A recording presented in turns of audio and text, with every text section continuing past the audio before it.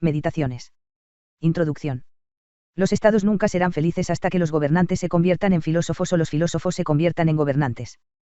Platón, La República. El gobernante del Imperio Romano durante casi 2 décadas y autor de las inmortales Meditaciones. El libro 1 ofrece destellos de la educación de Marcus.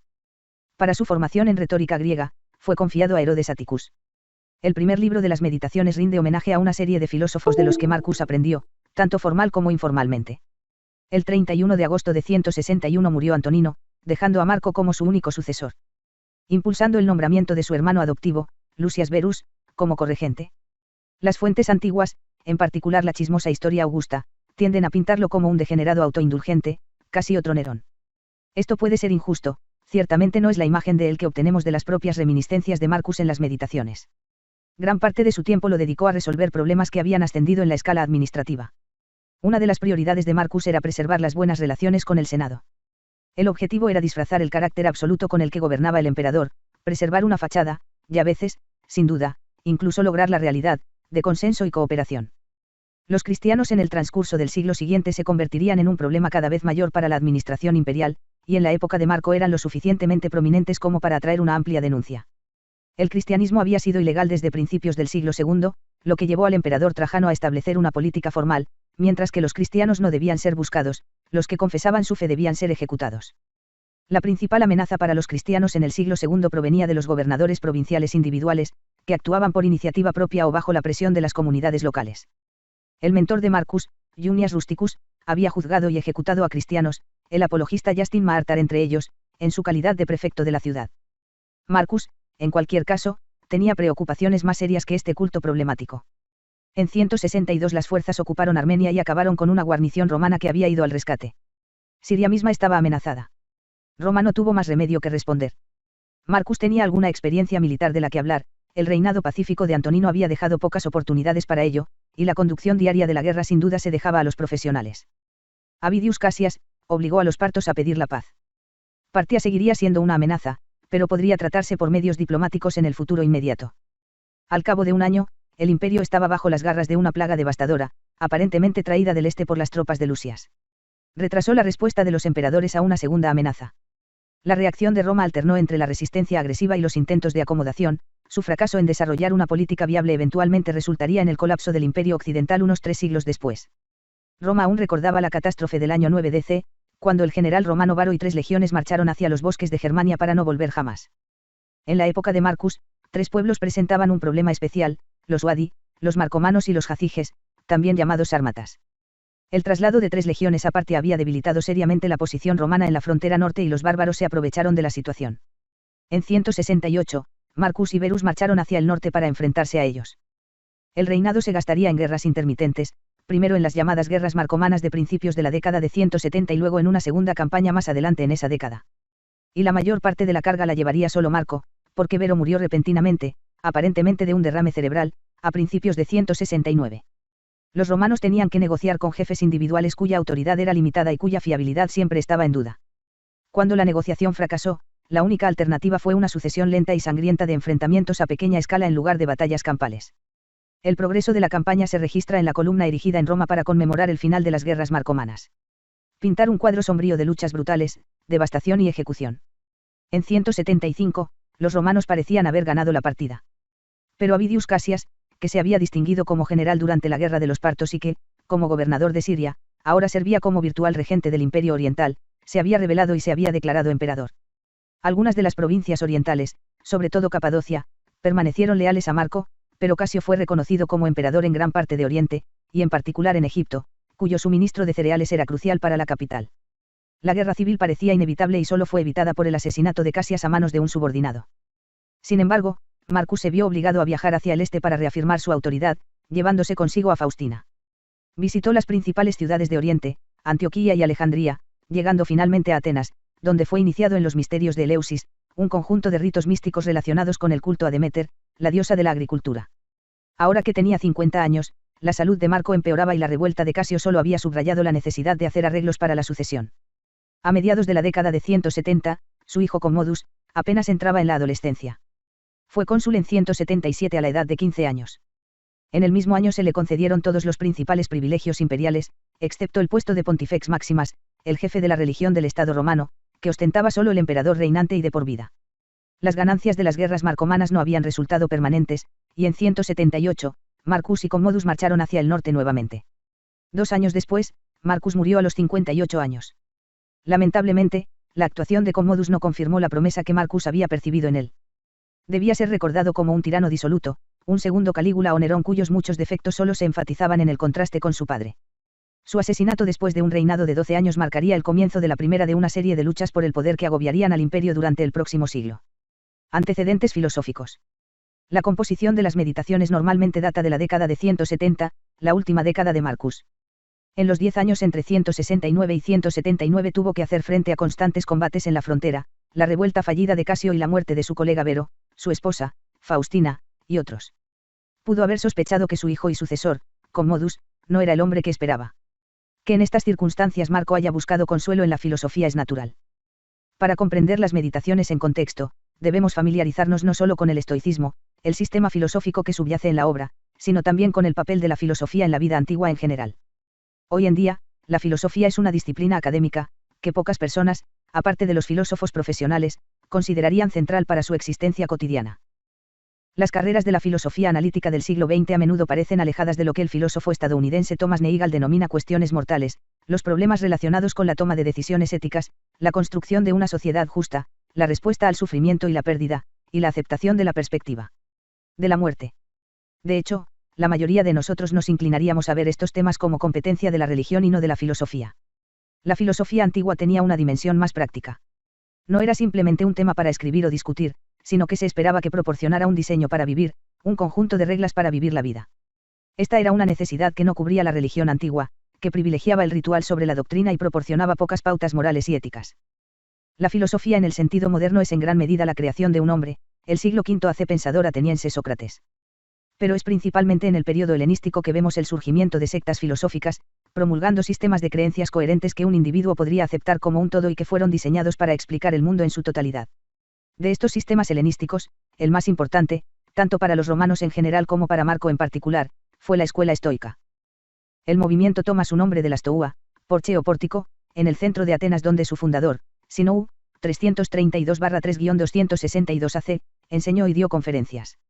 Las doctrinas de Zenón fueron reformuladas y desarrolladas por sus sucesores, Cleantes, 331-232 AC, y Crisipo, 280 C-206 AC.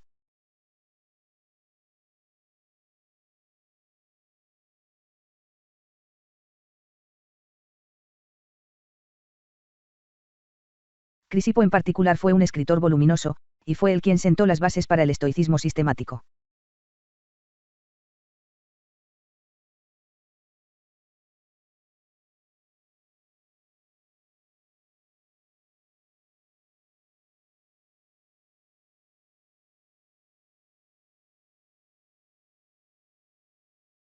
Este estoicismo académico temprano es la fuente de ciertos términos y conceptos clave que reaparecen con frecuencia en la meditación.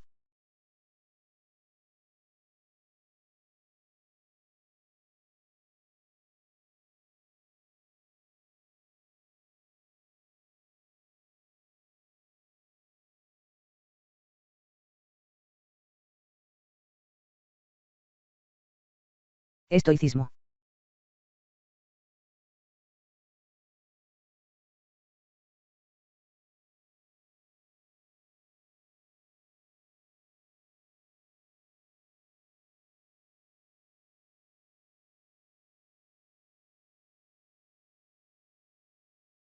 Que el mundo se organice de forma racional y coherente.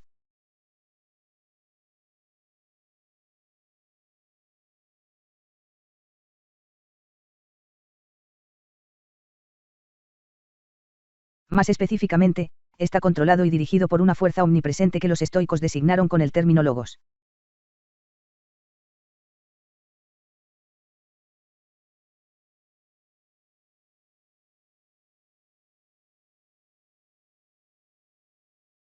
El término, del que derivan el inglés logic y el sufijo logi, tiene un rango semántico tan amplio que es casi intraducible.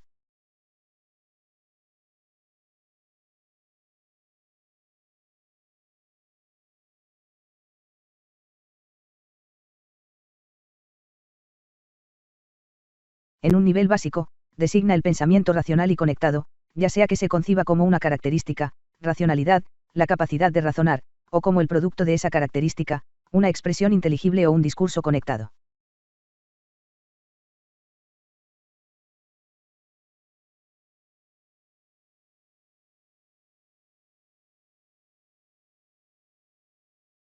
El logos opera tanto en los individuos como en el universo como un todo.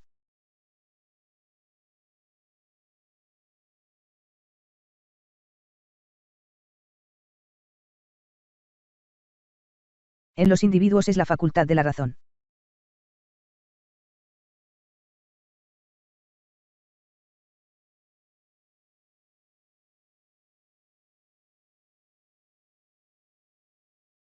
A nivel cósmico es el principio racional que rige la organización del universo.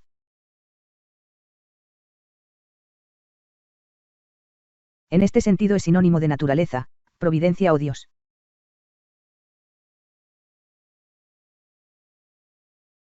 Cuando el autor del Evangelio de Juan nos dice que el verbo, logos, estaba con Dios y debe identificarse con Dios, está tomando prestada la terminología estoica.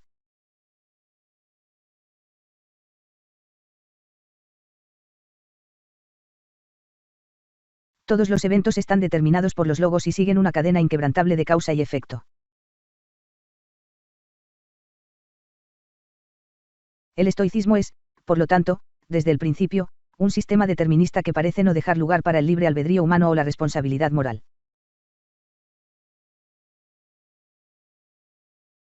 Intentó soslayar la dificultad definiendo el libre albedrío como una acomodación voluntaria a lo que en cualquier caso es inevitable.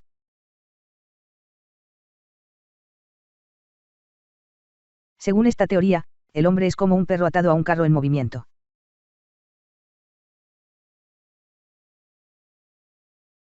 Si el perro se niega a correr junto con el carro, será arrastrado por él, pero la elección sigue siendo suya, correr o ser arrastrado.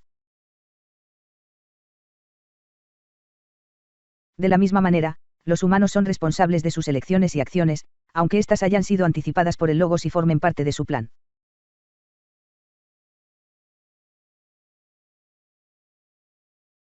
Incluso las acciones que parecen ser, y de hecho son, inmorales o injustas promueven el diseño general, que en su conjunto es armonioso y bueno. Ellos también se rigen por el logos. Pero el logos no es simplemente un poder impersonal que gobierna y dirige el mundo. También es una sustancia real que impregna ese mundo, no en un sentido metafórico sino en una forma tan concreta como el oxígeno o el carbono. En su encarnación física, el logos existe como pneuma, una sustancia imaginada por los primeros estoicos como fuego puro, y por Crisipo como una mezcla de fuego y aire. Pneuma es el poder, el soplo vital, que anima a los animales y a los humanos. Es, en palabras de Dylan Thomas, la fuerza que a través de la mecha verde impulsa la flor, y está presente incluso en materiales sin vida como la piedra o el metal como la energía que mantiene unido el objeto, la tensión interna que convierte a una piedra en piedra. Todos los objetos son, pues, un compuesto de sustancia sin vida y fuerza vital. Cuando Marcus se refiere a causa y material, se refiere a los dos elementos de estos compuestos, sustancia inerte y pneuma animador, que están unidos mientras el objeto mismo existe. Cuando el objeto perece, el pneuma que lo animaba se reabsorbe en el logos como un todo. Este proceso de destrucción y reintegración le sucede a los objetos individuales en todo momento. También le sucede a mayor escala a todo el universo, que a intervalos extensos es consumido por completo por el fuego, un proceso conocido como ecpirosis, y luego regenerado. Si el mundo es verdaderamente ordenado, si el logos controla todas las cosas, entonces el orden que produce debe ser discernible en todos sus aspectos. Los estoicos especulan sobre la naturaleza del mundo físico, pero también los motivaron a buscar la racionalidad característica del logos en otras áreas, especialmente en la lógica formal y la naturaleza y estructura del lenguaje. Su interés por la etimología se refleja en varias entradas de las meditaciones. No era solo intelectual sino también geográfica. Los romanos del siglo II AC estaban en medio de un curso de conquista que a finales de siglo los dejaría como dueños efectivos del Mediterráneo. Con la conquista vino la cultura. Mirando hacia atrás a la rápida helenización de la aristocracia romana entre el 200 a. Panecio, c. 185-109 AC, y Posidonio, c. 135-50 AC, visitaron Roma para dar conferencias.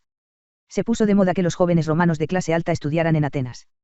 Los aristócratas romanos actuaron como mecenas de filósofos individuales y reunieron grandes bibliotecas de textos filosóficos. Romanos como Cicerón y Lucrecio intentaron exponer las doctrinas filosóficas griegas en latín. Los estoicos siempre habían aprobado la participación en la vida pública, y esta posición tocó la fibra sensible de la aristocracia romana, cuyo código de valores premiaba la actividad política y militar.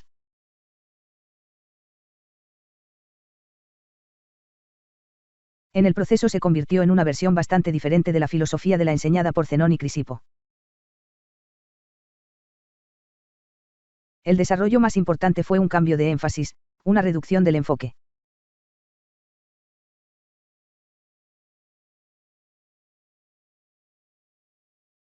El estoicismo temprano y medio era un sistema holístico.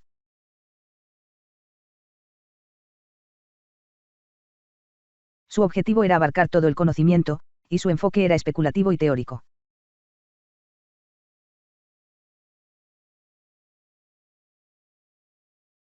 El estoicismo romano, por el contrario, era una disciplina práctica, no un sistema abstracto de pensamiento, sino una actitud ante la vida.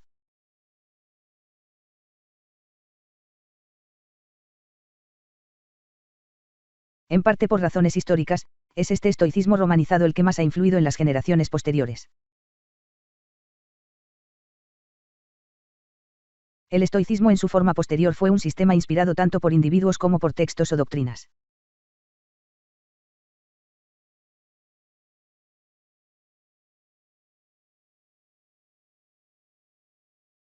Uno de sus seguidores más distinguidos fue Marcus Cato. Un senador de reconocida rectitud. Cuando Julio César marchó sobre Roma en el 49 AC, Cato se puso del lado del rival de César, Pompeyo, en defensa del gobierno legítimo. Cuando quedó claro que César triunfaría, Cato decidió no sobrevivir a la República y se suicidó después de la batalla de Munda en el 46. En un siglo se había convertido en un emblema de la resistencia estoica a la tiranía. Bajo Nerón fue inmortalizado por el poeta Lucano y elogiado en una biografía elogiosa por la senadora Trasea Paetus, cuya propia resistencia a Nerón le costó la vida. Trasea y Elvidius, a su vez, sirvieron como modelos a seguir para los aristócratas del siglo II, como los mentores de Marcus, Rusticus, Máximas y Sabiras. El propio Marcus les rinde tributo a ellos, y a Cato, en Meditaciones 1 y 14. Cato, Trasea y Elvidius fueron hacedores, no escritores, y su heroísmo legendario les otorga inevitablemente una cualidad un tanto bidimensional. Una figura más compleja y mucho más interesante fue el tío del poeta Lucano, Lucias Anna Eusenica, C4AC-65 DC, comúnmente conocido como Séneca el Joven. Originalmente consejero del joven Nero, finalmente se vio obligado a suicidarse después de estar implicado en un intento de golpe de Estado contra su antiguo alumno. Sin embargo, sus obras, en particular, las cartas a Lucilio, siguen siendo las expresiones más atractivas y accesibles del estoicismo posterior. También había otro tipo de ejemplar estoico, el forastero cuyo estilo de vida ascético le ganó la admiración de sus contemporáneos más ricos y le permitió criticar las pretensiones de la sociedad de clase alta con verdadera autoridad. Como Gaius Musonius Rufus, C30 a 100, miembro de la clase administrativa romana, los llamados caballeros, equites, que fue desterrado tanto por Nerón como por Vespasiano.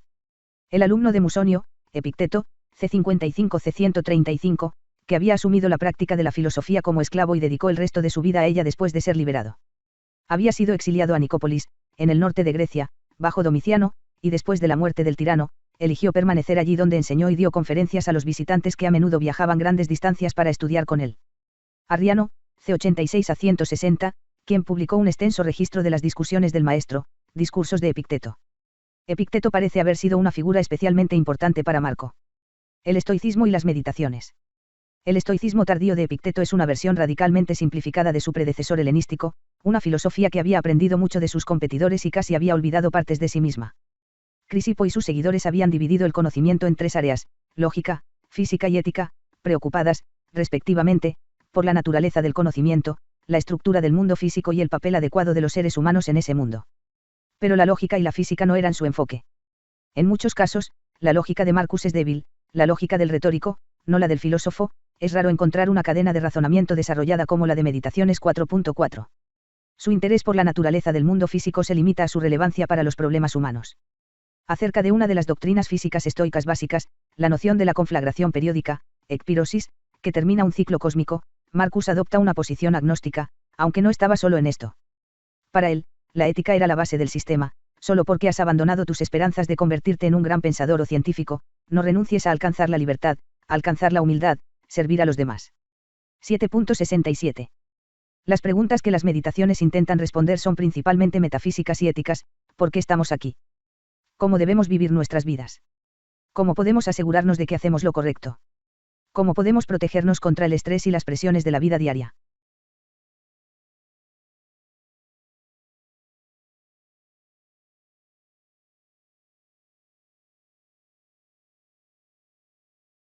¿Cómo debemos lidiar con el dolor y la desgracia?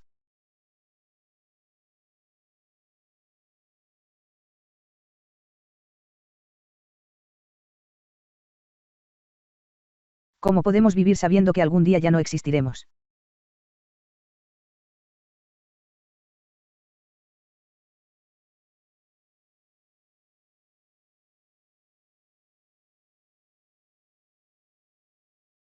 La doctrina de las tres disciplinas, las disciplinas de la percepción, de la acción y de la voluntad.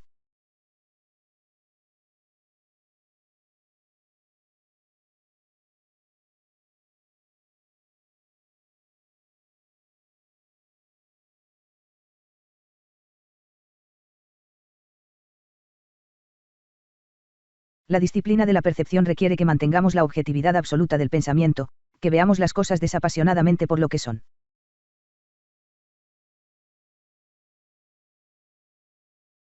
La comprensión adecuada de este punto requiere una breve introducción a la teoría estoica de la cognición.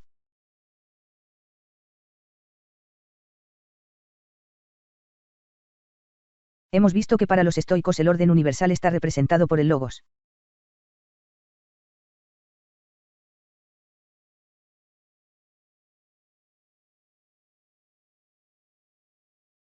El logos infunde y es ejercido por nuestro hegemonicon, literalmente, aquello que guía, que es la parte intelectiva de nuestra conciencia.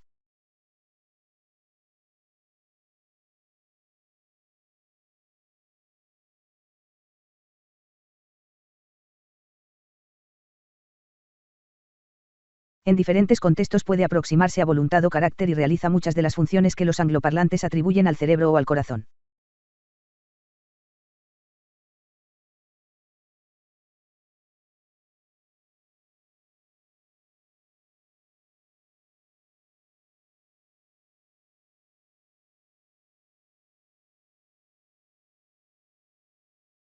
Una de sus funciones principales es procesar y evaluar los datos que recibimos de nuestros sentidos.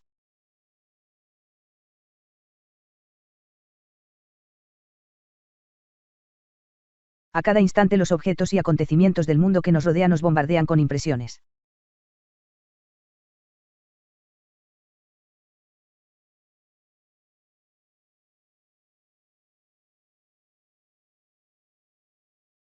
Al hacerlo, producen una fantasía, una impresión mental.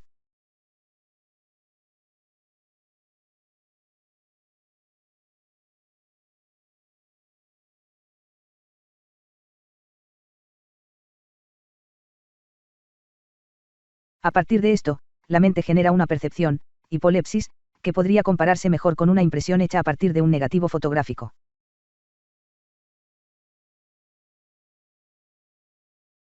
Idealmente, esta impresión será una representación precisa y fiel del original.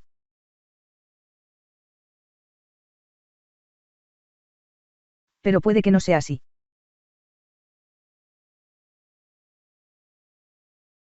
Puede estar borroso o puede incluir imágenes sombreadas que distorsionan o oscurecen el original. El principal de ellos son los juicios de valor inapropiados, la designación como buena o mala de cosas que de hecho no son ni buenas ni malas. Por ejemplo, mi impresión de que mi casa acaba de incendiarse es simplemente eso, una impresión o informe que me transmiten mis sentidos sobre un evento en el mundo exterior. Por el contrario, mi percepción de que mi casa se ha quemado y por lo tanto he sufrido una terrible tragedia incluye no solo una impresión, sino también una interpretación impuesta sobre esa impresión inicial por mis poderes de hipolepsia. No es en modo alguno la única interpretación posible, y no estoy obligado a aceptarla.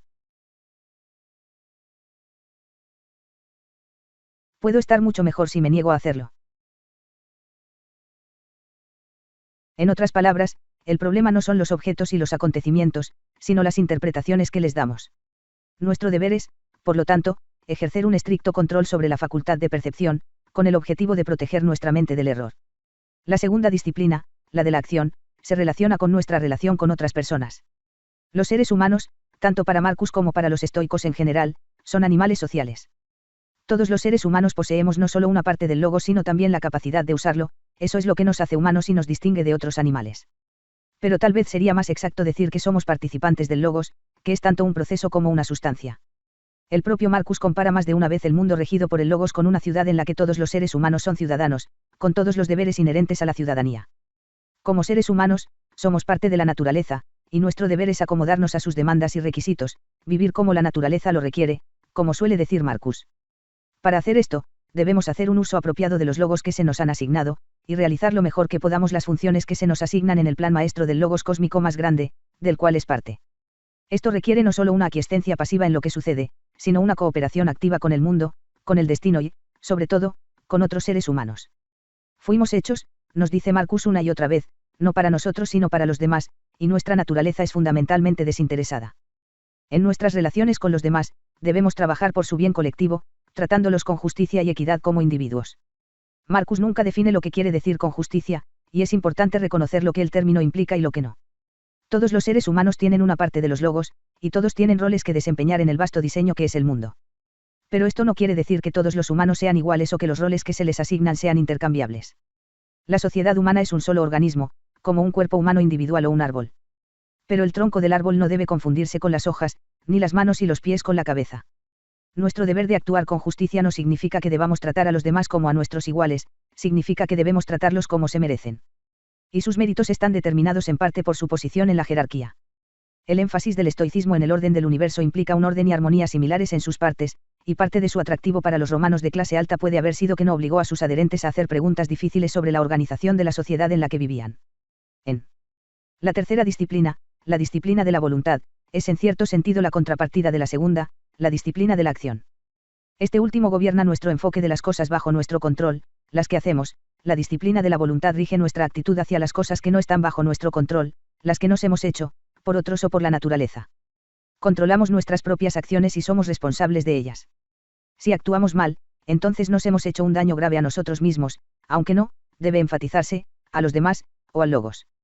Por el contrario, las cosas que están fuera de nuestro control no tienen la capacidad de dañarnos. Los actos de maldad por parte de un agente humano, tortura, robo u otros delitos, dañan a la gente, no a la víctima. Los actos de la naturaleza como el fuego, la enfermedad o la muerte pueden dañarnos solo si elegimos verlos como dañinos. Cuando lo hacemos, cuestionamos la benevolencia y la providencia del logos y, por lo tanto, degradamos nuestro propio logos. Esto, por supuesto, no debemos hacerlo. En cambio, debemos ver las cosas por lo que son, aquí la disciplina de la percepción es relevante, y aceptarlas, ejerciendo la disciplina de la voluntad, o lo que Epicteto llama, en una frase citada por Marcus, el arte de la aquiescencia. Porque si reconocemos que todos los eventos han sido previstos por el logos y forman parte de su plan, y que el plan en cuestión es indefectiblemente bueno, como debe ser, entonces se sigue que debemos aceptar cualquier destino que nos depare. Por desagradable que parezca. Esto se aplica a todos los obstáculos y desgracias, aparentes, y en particular a la muerte, un proceso que no podemos prevenir, que por lo tanto no nos daña y que, por lo tanto, debemos aceptar voluntariamente como natural y propio. P.J. Meditaciones 7 y 54, en todas partes, en cada momento, tienes la opción. Aceptar este evento con humildad, voluntad.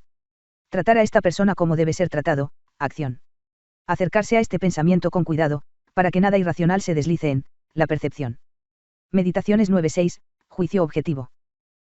Acción desinteresada. Aceptación voluntaria. De todos los eventos externos. Meditaciones 8-7.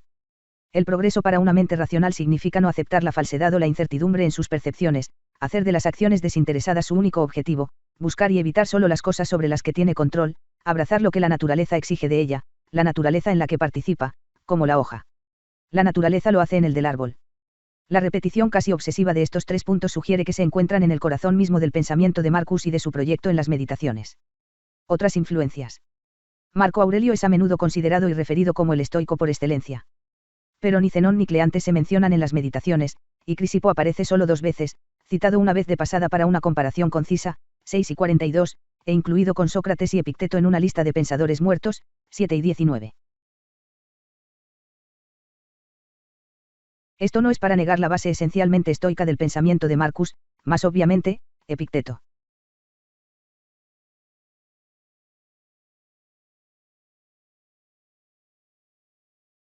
Pero no ha sido estoicismo sino simplemente filosofía.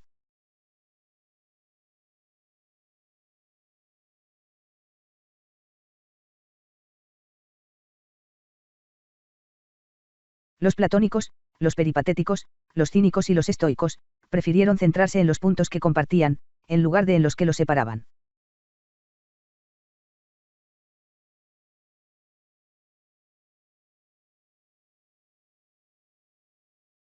Si bien se construyó sobre una base estoica, también se refiere y cita una amplia gama de figuras, tanto precursoras de los estoicos como representantes de escuelas rivales.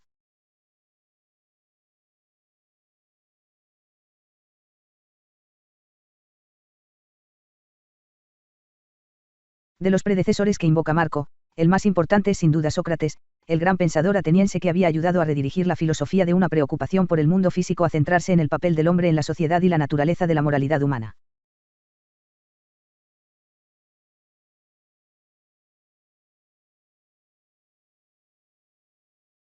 Sócrates mismo no escribió nada.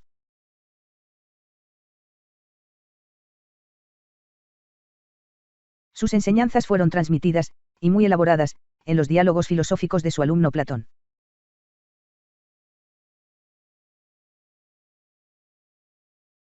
Marcus cita a Platón repetidamente, especialmente en el libro 7, y los elementos socráticos o platónicos también se pueden discernir en otros lugares.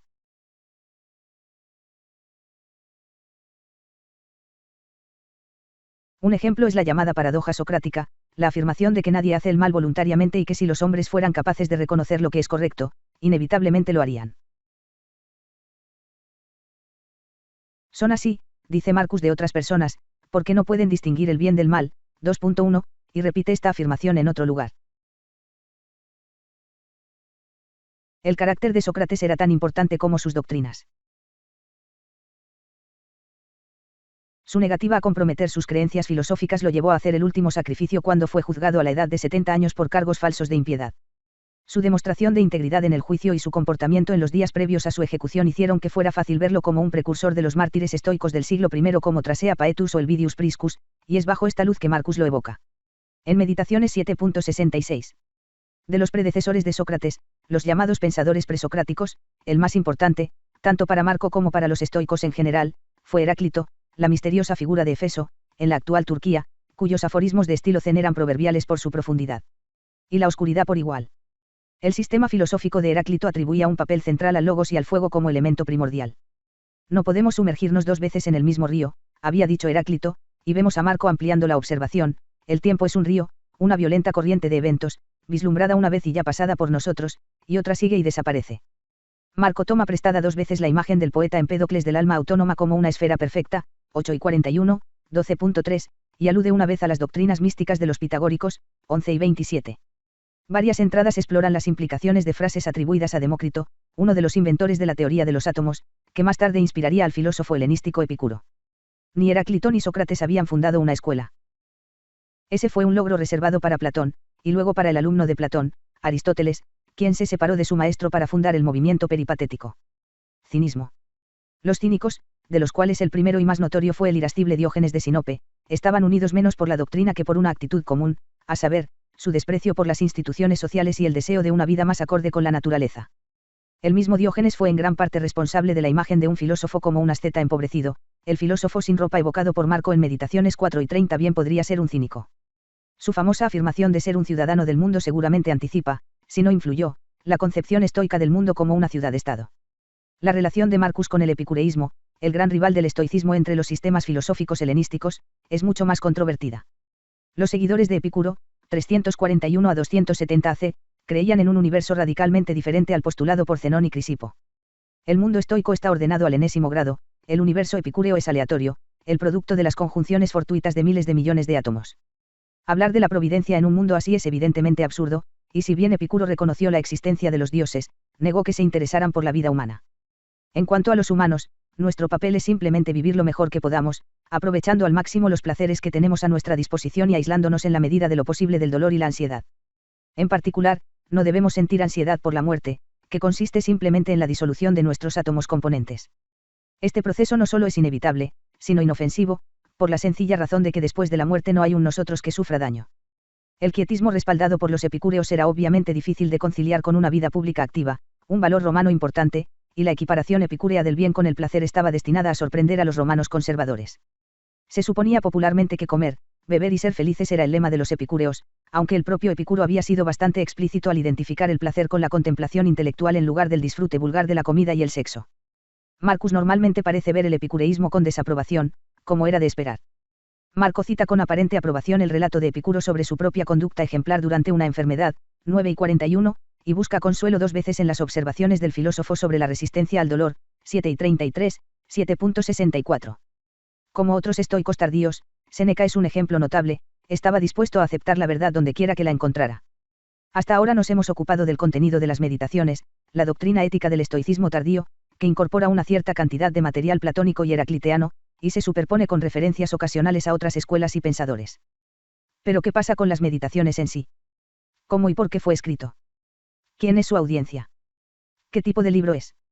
Las meditaciones, género, estructura y estilo.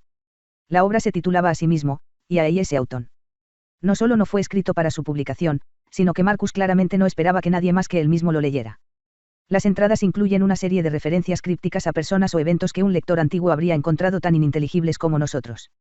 En otra parte, Marcus reflexiona directamente sobre su papel como emperador, en términos que serían bastante irrelevantes para cualquier otra persona. De estas y otras entradas parece claro que el tú del texto no es un tú genérico, sino el emperador mismo. Las entradas quizás se parezcan un poco más a las notas de trabajo de un filósofo en ejercicio. No sugiere una mente que registre nuevas percepciones o experimente con nuevos argumentos, sino una obsesivamente repitiendo y reformulando ideas familiares desde hace mucho tiempo pero imperfectamente absorbidas. Son ejercicios espirituales compuestos para brindar una estancia momentánea contra el estrés y la confusión de la vida cotidiana, un libro de autoayuda en el sentido más literal. Meditaciones 5.9, donde Marcus se recuerda a sí mismo no pensar en la filosofía como tu instructor, sino como la esponja y la clara de huevo que alivian la oftalmía, como un ungüento calmante. En esta lectura, las entradas individuales no fueron compuestas como un registro de los pensamientos de Marcus o para ilustrar a otros, sino para su propio uso, como un medio para practicar y reforzar sus propias convicciones filosóficas. Su propósito no es describir o reflexionar, y mucho menos meditar, sino instar, dirigir y exhortar. Y explica también la repetitividad que sorprende a cualquier lector de la obra casi de inmediato, el regreso continuo a los mismos problemas. Las entradas no presentan nuevas respuestas o soluciones novedosas a estos problemas, sino solo respuestas familiares reformuladas. Fue precisamente este proceso de reformulación y reexpresión lo que Marcus encontró útil. La disposición de las entradas individuales puede o no ser propia de Marcus. El libro 1, que se distingue del resto de la obra por su carácter autobiográfico y por la mayor impresión de diseño y orden consciente que se manifiesta en él. Consta de 17 entradas en las que Marcus reflexiona sobre lo que aprendió de varias personas en su vida. Esto sugiere un arreglo deliberado, presumiblemente por el propio Marcus. Si es así, el breve bosquejo de Antoninus Paías en Medateisian 6 y 30 fue el punto de partida para las memorias más largas en 1 y 16. El pensamiento de Marcus no cambia ni se desarrolla notablemente de un libro a otro. Marcus escribió como un hombre entrenado en las técnicas retóricas del siglo II. Sus pensamientos tomaron naturalmente la impronta de su formación y entorno intelectual, incluso cuando escribía solo para sí mismo. Si encontramos en varias entradas una especie de debate interno en el que las preguntas u objeciones de un interlocutor imaginario son respondidas por una segunda voz más tranquila que corrige o reprende sus errores. La primera voz parece representar el lado humano más débil de Marcus, la segunda es la voz de la filosofía. La escritura de Marcus puede ser extraordinariamente efectiva, sobre todo cuando logra un equilibrio entre la imagen y la idea, como en la apertura de 5 y 23, tenga en cuenta lo rápido que pasan y se van las cosas, las que son ahora y las que vendrán. La existencia fluye a nuestro alrededor como un río, el que está en flujo constante, el porque tiene 1000 variaciones. Nada es estable, ni siquiera lo que está aquí. La infinidad del pasado y el futuro se abre ante nosotros, un abismo cuyas profundidades no podemos ver. Este tema en particular, la fugacidad de la vida humana, el cambio constante que da forma e informa al mundo, es uno cuyo tratamiento debe tanto a modelos literarios como filosóficos, y tanto al propio carácter de Marcus como a la doctrina estoica.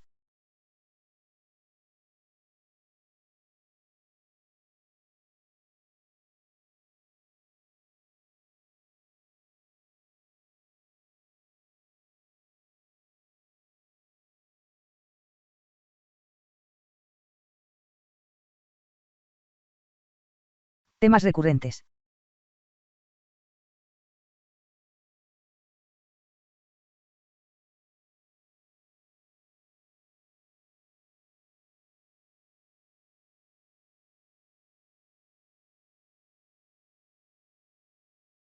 Las meditaciones no tienen unidad ni relación con la propia vida de Marcus, porque tiene ambas.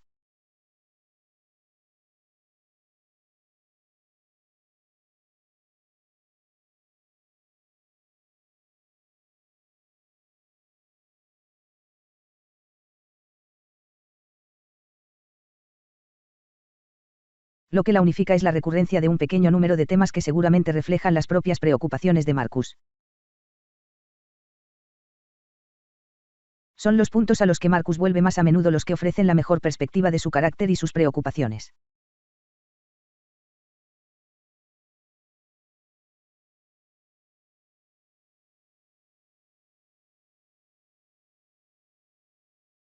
No se debe temer a la muerte, se recuerda continuamente Marcus.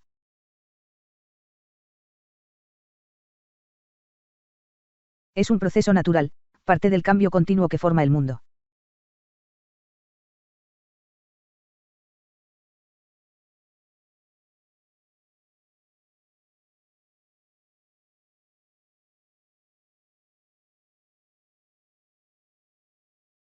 En otros puntos es el último consuelo.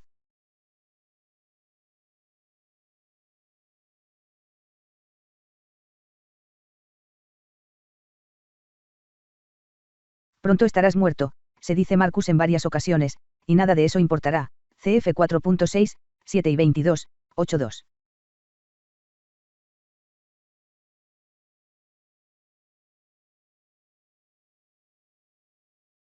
El énfasis en la vanidad y la inutilidad de las preocupaciones terrenales se vincula aquí con la idea más general de transitoriedad. Todas las cosas cambian o pasan, perecen y se olvidan.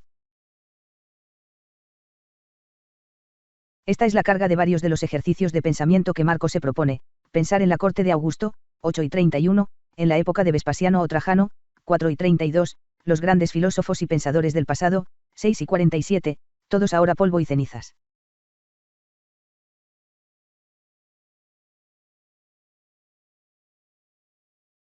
Libro 6 de la Ilíada de Homero, en el que se compara la vida de los mortales con hojas que crecen en primavera, florecen durante una temporada y luego caen y mueren, para ser sustituidas por otras, 10,34. Me dije a mí mismo, ay. Y tú, Servio, no reprimirás tu pena y recordarás que naciste mortal.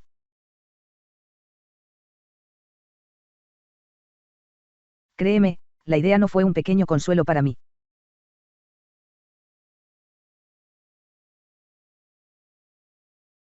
Marco puede haber sido estoico, pero también era romano, influenciado no solo por Zenón y Crisipo, sino también por Homero y Virgilio. También surgen otras preocupaciones. Varias entradas discuten métodos para lidiar con el dolor o la debilidad corporal de otros tipos. Un motivo persistente es la necesidad de contener la ira y la irritación con otras personas, soportar su incompetencia o malicia, mostrarles los errores de sus caminos. Varias entradas se centran en las frustraciones de la vida en la corte, en ninguna parte más presentes que cuando Marcus se dice a sí mismo que debe dejar de quejarse de ellas, 8-9. Una pista más sutil de la personalidad de Marcus son las imágenes que prefiere. Vale la pena señalar, por ejemplo, cuántas imágenes de la naturaleza aparecen en las meditaciones. La imagen de la sociedad como un árbol cuyas ramas son seres humanos individuales expresa un importante principio estoico. Puedes ver la diferencia entre la rama que ha estado allí desde el principio, permaneciendo en el árbol y creciendo con él, y la que ha sido cortada, apagado y vuelto a injertar. El afecto por el mundo natural contrasta con un sentimiento persistente de repugnancia y desprecio por la vida humana y otros seres humanos, un sentimiento que es difícil derivar, o incluso reconciliar, del estoicismo. Como dice P. A. Brunt, la razón le dijo a Marcus que el mundo era bueno más allá de la mejora y, sin embargo, constantemente le parecía un mal más allá del remedio. Uno de los puntos recurrentes más frecuentes en las meditaciones es el recordatorio de que los seres humanos son animales sociales, como si este fuera un punto que a Marcus le costara mucho aceptar. Los dioses se preocupan por los mortales, se recuerda a sí mismo, y tú, al borde de la muerte, aún te niegas a cuidarlos. Hay una tensión persistente de pesimismo en el trabajo. Las cosas que queremos en la vida son vacías, rancias y triviales. Perros gruñendo unos a otros. Niños peleándose, riéndose y luego estallando en llanto un momento después. Confianza, vergüenza, justicia, verdad, desaparecieron de la tierra y solo se encuentran en el cielo. ¿Por qué sigues aquí? 5 y 33. Aparecen imágenes de suciedad en varias entradas. Y el análisis objetivo que valora Marcus a menudo se convierte en un cinismo deprimente, en el sentido moderno del término. Como ha observado un erudito, leer las meditaciones durante largos periodos puede conducir a la melancolía. E incluso aquellos que aman el libro no pueden negar que hay algo empobrecedor en la visión que presenta de la vida humana. Marcus no nos ofrece un medio para alcanzar la felicidad, sino solo un medio para resistir el dolor. Uno puede imaginar que podrían haber tenido un significado especial para un emperador cuyos últimos años los pasó en la guerra y un viaje lejos de casa, 2 y 17. Para Marcus, la vida era una batalla y, a menudo, debe haber parecido, lo que en cierto sentido siempre debe ser, una batalla perdida. Desde una perspectiva estoica, por supuesto, Dios o los dioses son simplemente términos convencionales para lo que podríamos llamar igualmente naturaleza o el logos o providencia, o simplemente cómo son las cosas. Marco subraya la benevolencia de este poder, lo que es divino debe ser bueno, no, pero está claro que también atribuye a sus acciones la implacabilidad con que lo dota la doctrina estoica ortodoxa. No es fácil ver por qué uno debería orar a un poder cuyas decisiones difícilmente se puede esperar influir, y de hecho Marcus varias veces parece admitir la posibilidad de que uno no debería hacerlo, 5.7, 6 y 44, 9 y 40. Es aún más sorprendente, entonces, encontrar a Marcus en otro lugar sugiriendo una preocupación más personal por parte de los dioses. La entrada final del libro 1 es el ejemplo más obvio. Aquí Marcus indica que los dioses lo han ayudado muy directamente a través de sus dones, su ayuda, su inspiración, como lo han hecho con otros, cf 9 y 11. Los dioses también ayudan a otras personas, se recuerda a sí mismo. El propio Marcus creía profundamente en los dioses, no solo como una figura retórica sino como una fuerza real en su propia vida, como lo sugiere su refutación de aquellos que dudan de su existencia. ¿Cómo reconciliar esta relación personal con lo divino con el logos impersonal de los estoicos? La pregunta parece desarrollarse en el diálogo de las meditaciones 9 y 40. Pero esas son cosas que los dioses me dejaron a mí, protesta una voz, a lo que otra responde, y que te hace pensar que a los dioses no les importa lo que pasa con nosotros. Es posible que el propio Marco no haya reconocido plenamente este conflicto, pero su existencia puede indicar una conciencia semiconsciente de que la respuesta que ofreció el estoicismo no fue satisfactoria en todos los aspectos. Influencia posterior. Se desconoce cómo o quién conservó las meditaciones. Durante los siguientes 1000 años, la obra de Marcus, como la de Homero y Eurípides, permanecería desconocida para los lectores occidentales. Durante siglos se pierde todo rastro, hasta que a principios del siglo X reaparece en una carta del erudito y eclesiástico Arizas, quien le escribe a un amigo: desde hace un tiempo tengo una copia del libro del emperador Marco, libro invaluable. No solo era viejo, sino que prácticamente se estaba desmoronando. Lo hice copiar y ahora puedo pasarlo a la posteridad en mejor forma. No sabemos si la copia de Arizas fue realmente responsable de la supervivencia de la obra. En cualquier caso, su número de lectores parece haber aumentado en los siglos siguientes. La caída de Constantinopla ante los turcos en 1453 provocó un éxodo de eruditos, trayendo consigo los textos griegos que inspiraron el Renacimiento italiano. Las meditaciones deben haber estado entre ellos. El único manuscrito completo que ha sobrevivido es un códice del siglo XIV, ahora en el Vaticano, que está plagado de errores. La primera edición impresa no apareció hasta 1559, cuando Wilhelm Moltmann, conocido como Silander, produjo un texto de lo que parece haber sido un manuscrito más confiable. Las meditaciones nunca han despertado gran interés entre los estudiosos profesionales de los clásicos, y las razones tal vez sean comprensibles. Contiene pocas referencias directas a eventos históricos y proporciona relativamente poco material para los historiadores sociales. Como evidencia del estoicismo posterior, palidece al lado de la mayor parte de los discursos de Epicteto. Introducción. Notas. 5. Vale la pena señalar dos ejemplos. Marcus encuentra el combate de gladiadores y las ejecuciones brutales de la arena una fuente de tedio, 6 y 46, que podrían ser moralmente incorrectos, parece que nunca se le ocurrió. Se enorgullece de no haberse aprovechado sexualmente de sus esclavos, no porque hubiera sido dañino o injusto para ellos, sino porque tal autoindulgencia habría sido perjudicial para su propio carácter, 1 y 17. Libro 1. Deudas y lecciones. 7. Rústico. El reconocimiento que necesitaba para entrenar y disciplinar mi carácter. Que no me desvíe mi interés por la retórica. No escribir tratados sobre cuestiones abstractas, ni dar sermones moralizantes, ni componer descripciones imaginarias de la vida sencilla o el hombre que vive solo para los demás. Y comportarnos de manera conciliadora cuando las personas que nos han enojado o enojado quieren reconciliarnos. Para leer con atención, no para estar satisfecho con solo captar la esencia. Y no caer en la trampa de todos los habladores suaves. 8. Apolonio. Y ser el mismo en todas las circunstancias. Dolor intenso, pérdida de un hijo, enfermedad crónica. Un hombre puede mostrar fuerza y flexibilidad. Y haber aprendido a aceptar los favores de los amigos sin perder el respeto por uno mismo ni parecer desagradecido. 9. Sextus. Mostrar simpatía intuitiva por los amigos, tolerancia hacia los aficionados y los pensadores descuidados. Su capacidad para llevarse bien con todos, compartir su compañía fue el mayor de los elogios, y la oportunidad un honor para quienes lo rodeaban. Indagar y analizar, con comprensión y lógica, los principios por los que debemos vivir. No mostrar ira u otras emociones. Estar libre de pasión y, sin embargo, lleno de amor. Alabar sin grandilocuencia, mostrar pericia sin pretensiones. 10. El crítico literario Alexander. No estar constantemente corrigiendo a las personas y, en particular, no saltar sobre ellas cada vez que cometen un error de uso o una falta gramatical o pronunciar mal algo, pero simplemente responda a su pregunta o agregue otro ejemplo, o debata el tema en sí, no su fraseo, o haga alguna otra contribución a la discusión, e inserte la expresión correcta, discretamente. 11 frontal.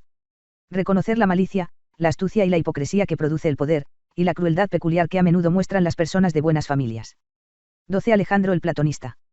No estar siempre eludiendo mis responsabilidades con las personas que me rodean debido a negocios urgentes.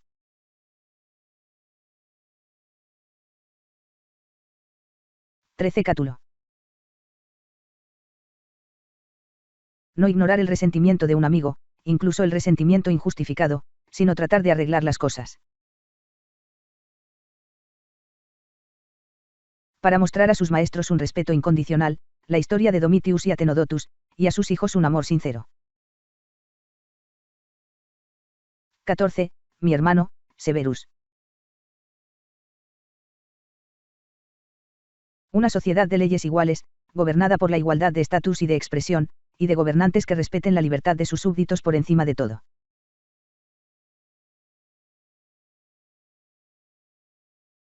Y ayudar a los demás y tener ganas de compartir, no ser pesimista y nunca dudar del cariño de tus amigos por ti. 15 MA con acento X y ME o máximo. Autocontrol y resistencia a las distracciones. Optimismo en la adversidad, especialmente en la enfermedad. Una personalidad en equilibrio, dignidad y gracia juntas. Hacer su trabajo sin quejarse. La certeza ajena de que lo que dijo fue lo que pensó, y lo que hizo lo hizo sin malicia. Nunca desconcertado o aprensivo. Ni imprudente ni vacilante, ni desconcertado, ni perdido.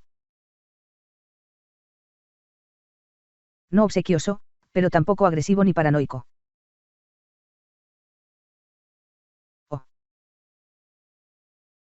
Generosidad, caridad, honestidad.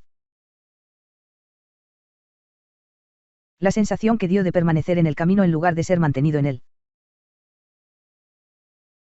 Que nadie jamás podría haberse sentido patrocinado por él, o en una posición para patrocinarlo. 16 Mi padre adoptado. Indiferencia a los honores superficiales. Trabajo duro. Persistencia. Escuchar a cualquiera que pueda contribuir al bien público.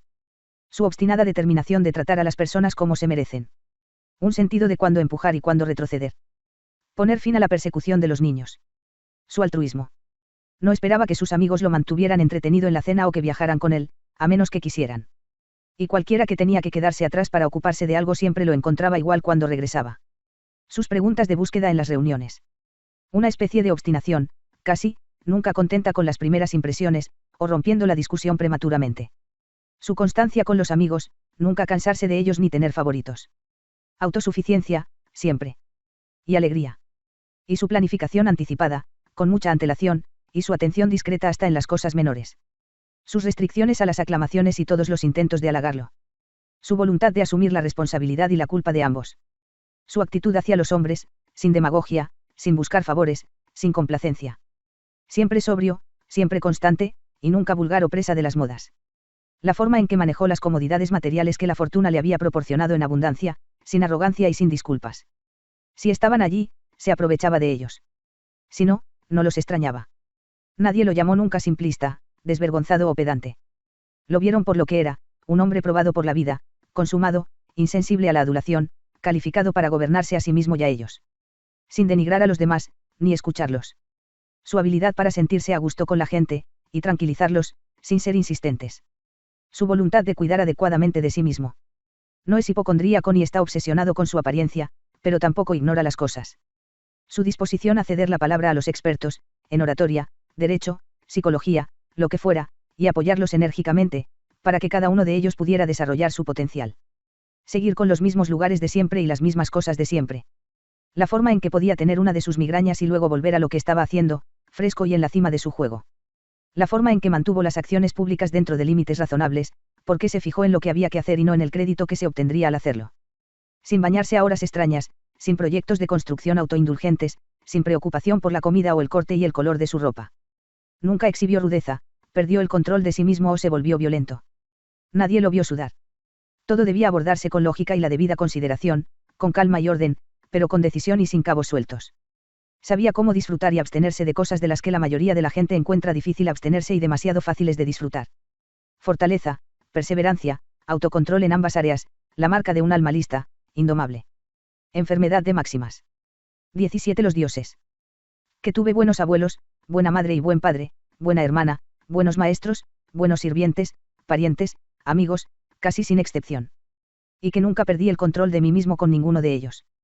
Que no perdí mi virginidad demasiado pronto y que no entré en la edad adulta hasta que llegó el momento, incluso posponerlo.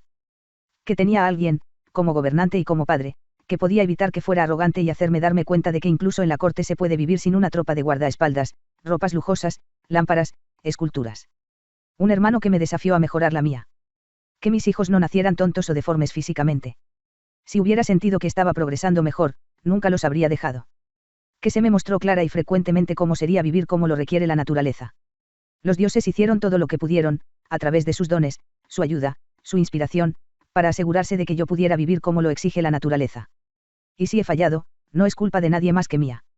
¿Por qué no presté atención a lo que me decían, a lo que me enseñaban, prácticamente, paso a paso? Que nunca le puse un dedo encima a Benedicta ni a Teodotus. Y que aún más tarde, cuando me venció la pasión, me recuperé. Que a pesar de que a menudo me enfadaba con Rústico, nunca hice nada de lo que me hubiera arrepentido más tarde. Que cada vez que tenía ganas de ayudar a alguien que andaba corto de dinero o que lo necesitaba, nunca me tenían que decir que no tenía recursos para hacerlo. Y que nunca me pusieron en esa posición, tener que tomar algo de otra persona.